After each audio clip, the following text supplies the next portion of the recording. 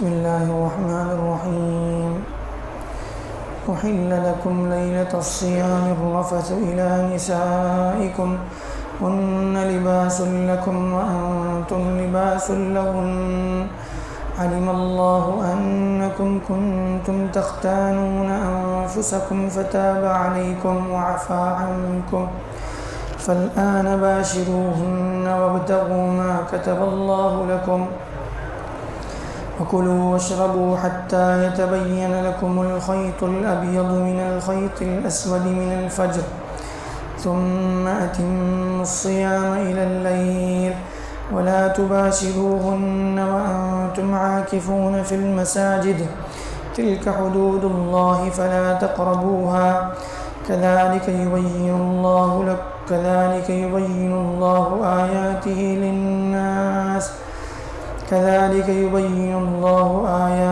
للناس لعلهم يتقون.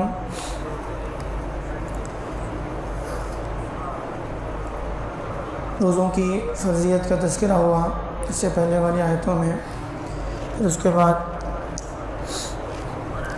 رمضان کے مہینے کا تذکرہ ہوا، چونکہ روزہ رمضان میں فرض کیا گیا. پھر اس کے بعد پچھلی آیت میں اللہ کے قرب کو بتایا گیا کہ بندہ اللہ سے کتنا، یعنی اللہ اپنے بندے سے کتنا قریب ہے، اور خاص طور پر اس سیاق میں چونکہ روزوں کا تذکرہ، پھر رمضان کا تذکرہ، پھر بیچ میں اللہ تعالیٰ جو ہے اپنے بندوں سے اپنے قرب کا تذکرہ کر رہا ہے، تو اس سے ایک اشارہ یہ بھی ملتا ہے کہ اللہ تعالیٰ جو ہے اللہ کا قرب جو ہے وہ خاص کر کے بندوں کو، اگر یعنی رمضان میں انسان تھوڑی سی کوشش کر لے تو بہت زیادہ اللہ سے قریب ہو سکتا ہے. پھر دعا کی قبولیت کا تذکرہ ہوا، یعنی دعا کی قبولیت کے لیے کوئی خاص گھڑی اللہ کی طرف سے جو ہے یعنی ہمیشہ طے نہیں ہوتی، کسی وقت بھی اللہ سے دعا کر سکتا ہے، لیکن جو ہے بعض گھڑیاں خصوصیت سے اللہ کے ہاں قبولیت کی ہوتی ہیں. اس میں ایک رمضان کا مہینہ جو ہے وہ بڑا خصوصیت سے اللہ کے ہاں دعا کی قبولیت کی گھڑیوں میں سے اہم ترین گھڑی ہے. اور پھر اس کے بعد اللہ تعالیٰ کچھ رمضان کے متعلق جو ہے کچھ مسائل کا بھی اللہ یہاں پر تذکرہ کر رہے ہیں. اللہ تعالیٰ فرماتے ہیں کہ تمہارے لیے رمضان کی راتوں میں، روزے کی راتوں میں یعنی اپنی بیویوں سے قریب ہونا حلال کر دیا گیا. پہلے یہ تھا کہ جو ہے روزے کی حالت میں تو خیر اس کی گنجائش ہی نہیں ہے کہ انسان جس طرح سے کھانے پینے کی چیزوں سے بچتا ہے ویسے اپنی جائز خواہشات سے بھی جو ہے اس کو رکنا ہوتا ہے. تو روزہ افطار کرنے کے بعد جو ہے رات میں بھی یہ تھا کہ رات میں عشاء کی نماز کے بعد پھر اس کی گنجائش نہیں تھی. شروع میں اس کے سلسلے میں کوئی خاص جو ہے احکامات نہیں تھے.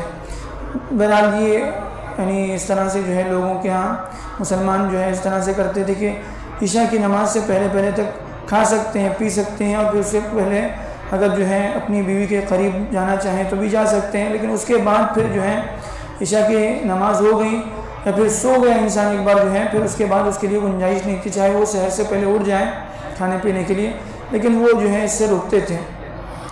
تو اب اس کے سلسلے میں جو ہے صراحت سے حکم دے دیا گیا کہ تم اپنی بیویوں کے پاس راتوں میں جا سکتے ہو.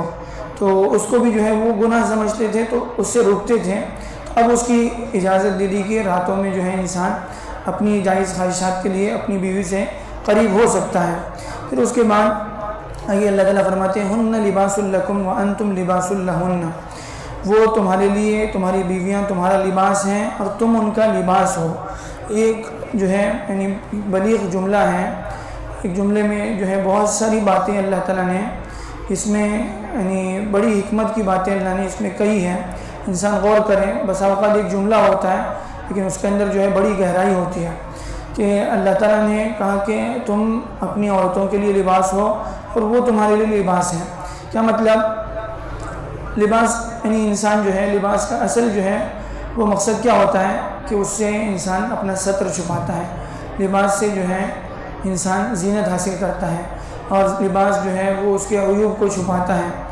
تو یہ یعنی شوہر اور بیوی کا تعلق بھی جو ہے اس کے اندر بھی بڑی بڑی نزاکتیں ہیں اور بہت زیادہ جو ہے یعنی وہ ایک نازک رشتہ ہے. جس طرح سے لباس جو ہے ستر کا کام کرتا ہے، تو اسی طرح سے جو ہے شوہر بیوی ایک دوسرے کے لیے ستر ہیں، ایک دوسرے کے جو ہے یعنی ایک دوسرے کے لیے ایسے ہی ہیں جیسے ایک لباس ہوتا ہے. مثال کے طور پر یعنی اس کی وجہ سے انسان جو ہے گناہوں سے رکتا ہے، اس کی وجہ سے جو ہے اس کی یعنی وہ غلط خواہشات سے رکتا ہے، اس کی وجہ سے اس کی جو ہے یعنی عزت عفت ساری چیزیں محفوظ ہوتی ہیں. تو معلوم یہ ہوا کہ اگر جو ہے انسان شادی کرنے سے اگر اس کی عزت محفوظ نہیں ہے، اس کی عصمت محفوظ نہیں ہے، وہ پاک دامن نہیں رہتا، تو پھر جو ہے وہ ایسی ہے جیسے آدمی بغیر لباس کے ہیں. تو شریعت میں بھی جو ہے ایک آدمی جو ہے شادی شدہ ہے اور ایک آدمی غیر شادی شدہ ہے، دونوں کو جو ہے شریعت ایک نظر سے نہیں دیکھتی. اسی لیے جو ہے حدیث میں آتا ہے اور جو یعنی ایک آدمی اگر گناہ کرتا ہے، زنا کرتا ہے، بدکاری کرتا ہے، تو اس کی سزا شریعت نے جو غیر شادی شدہ کے لیے مقرر کی ہے وہ شادی شدہ کے لیے نہیں ہے. شادی شدہ اور غیر شادی شدہ میں جو ہے بہت بڑا فرق ہے کہ ایک آدمی غیر شادی شدہ ہے، اس نے زنا کر لیا تو شریعت کے یہاں بہت بڑا گناہ ہے، لیکن اس کے باوجود اس کی دونوں کی سزا میں بہت زیادہ فرق ہے.